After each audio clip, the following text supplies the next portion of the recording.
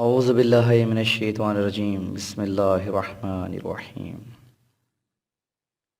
حضرت علی کے شاگرد حضرت میثم تمار رضی اللہ عنہ شخصیت اور کردار کے بارے میں آپ کو ایک واقعہ سناتے ہیں۔ حضرت میثم تمار کون تھے، ان کا نام کس نے رکھا، اور وہ کہاں تھے، کہاں پیدا ہوئے، اور ان کی وفات کیسے ہوئی، حضرت علی رضی اللہ تعالیٰ عنہ نے سب کچھ ان کو بتا دیا تھا۔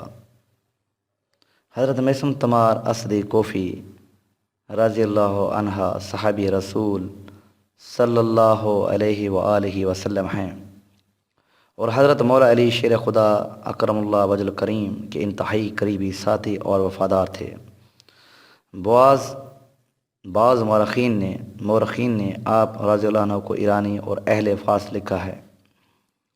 کوفہ شہر کے قریب نہروان میں پیدا ہوئے یہ علاقہ عراق اور ایران کے درمیان واقع ہے۔ آپ کے والد کا نام یحییٰ تھا، لیکن چونکہ آپ قبیلہ بنو اسد کی ایک خاتون کے غلام تھے، اسی لیے آپ کو قبیلہ بنو اسد سے منسوب کیا جاتا ہے۔ بعد میں ایک دن حضرت مولا علی کرم اللہ وجہ الکریم نے اس عورت سے خرید کر آزاد کیا۔ جب آپ علیہ السلام نے ان سے ان کا نام پوچھا تو انہوں نے عرض کیا میرا نام سالم ہے، تو مولا علی کرم اللہ وجہ نے فرمایا کہ رسول اکرم صلی اللہ علیہ وسلم نے مجھے خبر دی ہے کہ تمہارے اجمی والدین نے تمہارا نام میثم رکھا تھا۔ یہ سنتے ہی حضرت میثم پر دہشت طاری ہو گئی اور بول اٹھے، اللہ اور اس کے رسول صلی اللہ علیہ وآلہ وسلم نے سچ فرمایا ہے، کیونکہ ان کے اصل نام کے بارے میں کوئی نہیں جانتا تھا۔ اس کے بعد مولا علی نے فرمایا آپ نام کی حفاظت کرنا اور اپنی کنیت ابو سالم قرار دینا۔ حضرت مولا علی کرم اللہ وجہ کے آزاد کرنے کے بعد انہوں نے کوفہ کے بازار میں کھجور بیچنا شروع کر دیں۔ اس وجہ سے آپ رضی اللہ عنہ کو تمار بھی کہا جاتا ہے۔ آپ نے آزاد ہونے کے بعد سادہ زندگی گزارنا شروع کر دی۔ آپ کے دل میں دو چیزیں پرورش پا رہی تھیں، ایک علوم ولایت کی طرف رغبت، دوسری حضرت علی کرم اللہ وجہ سے ولہانہ محبت، اور حضرت علی کرم اللہ وجہ بھی ان سے ان کی روحانی صفات اور پاکیزگی کی وجہ سے محبت فرمایا کرتے تھے۔ حضرت علی کرم اللہ وجہ جب ان سے باتیں کرتے تو وہ بڑے انہماک سے سنتے تھے، کیونکہ وہ جانتے تھے کہ حضور صلی اللہ علیہ وآلہ وسلم نے فرمایا کہ میں علم کا شہر ہوں اور حضرت علی رضی اللہ عنہ اس کا دروازہ ہیں۔ اگر حضرت علی کرم اللہ وجہ انہیں خرید کر آزاد نہ کرتے تو یہ تو ساری عمر غلامی ہی رہتے۔ انہوں نے مولا علی کرم اللہ کریم سے علم اور دانش اور فضیلت کے انوار حاصل کیے۔ ان میں سے اہم علم تفسیر قرآن کا علم اور معرفت کے اسرار تھے۔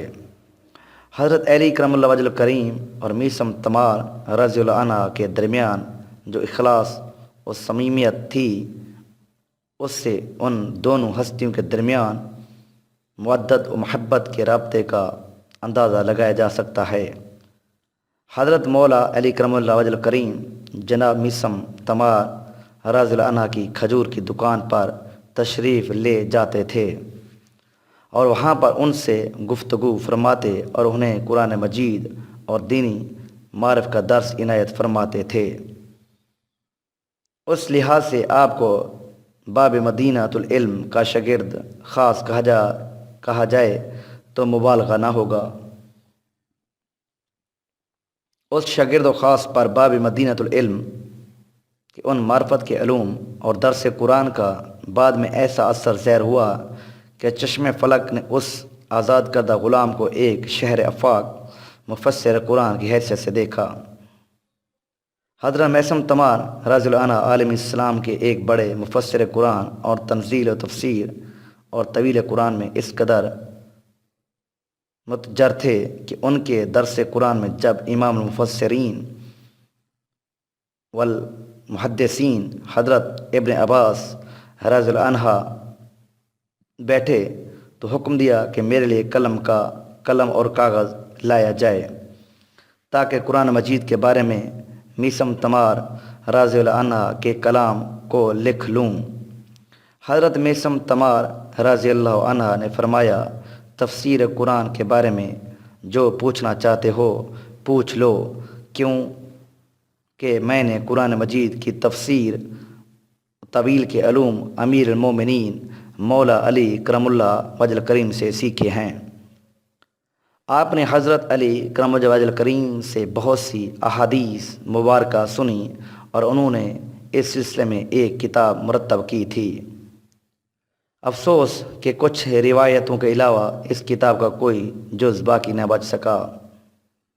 ان کے بعد ان کے بیٹے ان کی تحریروں کو بیان کیا کرتے تھے۔ حضرت میثم تمار رضی اللہ عنہ پر مودت مولا علی کرم اللہ وجہ کریم کا ایسا رنگ چڑھا تھا کہ آپ رضی اللہ عنہ کی یہ خواہش ہوتی تھی کہ ہر محفل میں، ہر مجلس میں عام لوگوں کو سیدنا مولا علی کرم اللہ وجہ کریم کی عظمت کی طرف متوجہ کروں۔ حتیٰ کہ جب وہ ایک مدت تک ابن زیاد کے جنگل سے بچنے کے لیے رپوش تھے تو ہر فرصت سے استفادہ کر کے حضرت علی کرم اللہ وجہ کریم کی مناقب اور فضائل بیان کرتے تھے۔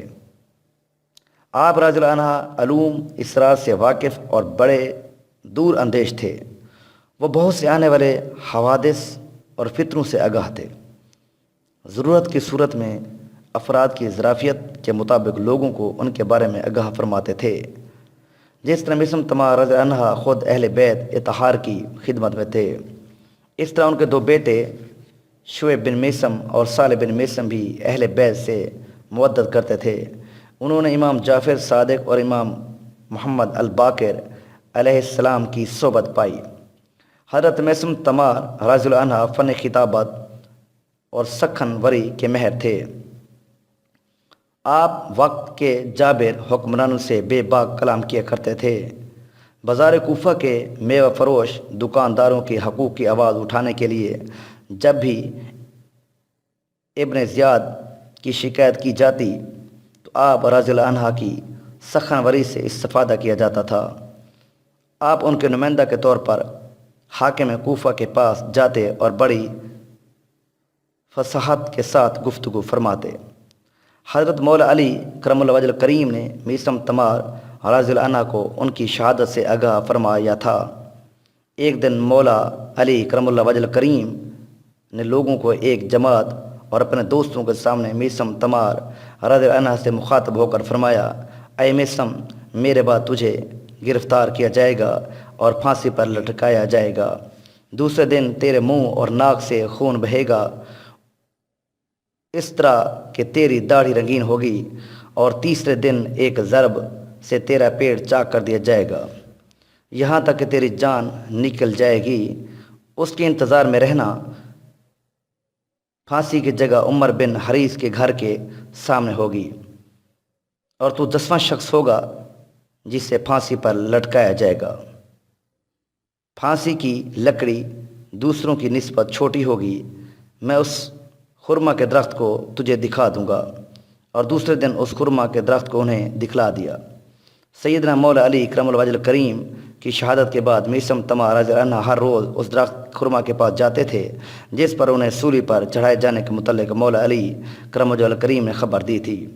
اس خرما کے درخت سے مخاطب ہو کر فرماتے، کیسے مبارک درخت ہو جو میرے لیے پیدا کیے گئے ہو۔ اس کے نیچے جھاڑو دے کر وہاں پر نماز پڑھتے تھے۔ اس کے علاوہ وہ عمر بن حریث کے پاس جا کر فرماتے تھے کہ میں تمہارا ہمسایہ بننے والا ہوں، میرے لیے اچھا ہمسایہ بننا۔ عمر بن حریث ان کی مراد نہیں سمجھتے تھے اور کہتے تھے، کیا ابن مسعود کے گھر کو خریدنا چاہتے ہو؟ میثم تمار رضی اللہ عنہ 60 ہجری میں اس سال زیارت بیت اللہ زہد اللہ شرف و تعظیمہ کے لیے روانہ ہوئے، جس سال امام حسین علیہ السلام نے کوفہ کی طرف جانے کا ارادہ کیا۔ حضرت میثم رضی اللہ عنہ نے خانہ کعبہ کی زیارت کے بعد کوفہ کا رخ کیا۔ ادھر کوفہ کے حالات درہم برہم ہو چکے تھے۔ حضرت مسلم بن عقیل علیہ السلام کو عبداللہ بن زید نے شہید کروا دیا تھا۔ عبداللہ ڈر گیا تھا کہ اگر میسم رضی اللہ عنہ کوفہ میں قدم رکھیں گے تو لوگوں کو اپنے گرد جمع کر لیں گے، اس لیے حکم دیا کہ انہیں کوفہ داخل ہونے سے پہلے گرفتار کر لیا جائے۔ عبداللہ کے سپاہیوں نے حضرت میسم رضی اللہ عنہ کو قادیسہ کے مقام پر گرفتار کر کے عبداللہ کے پاس پیش کیا۔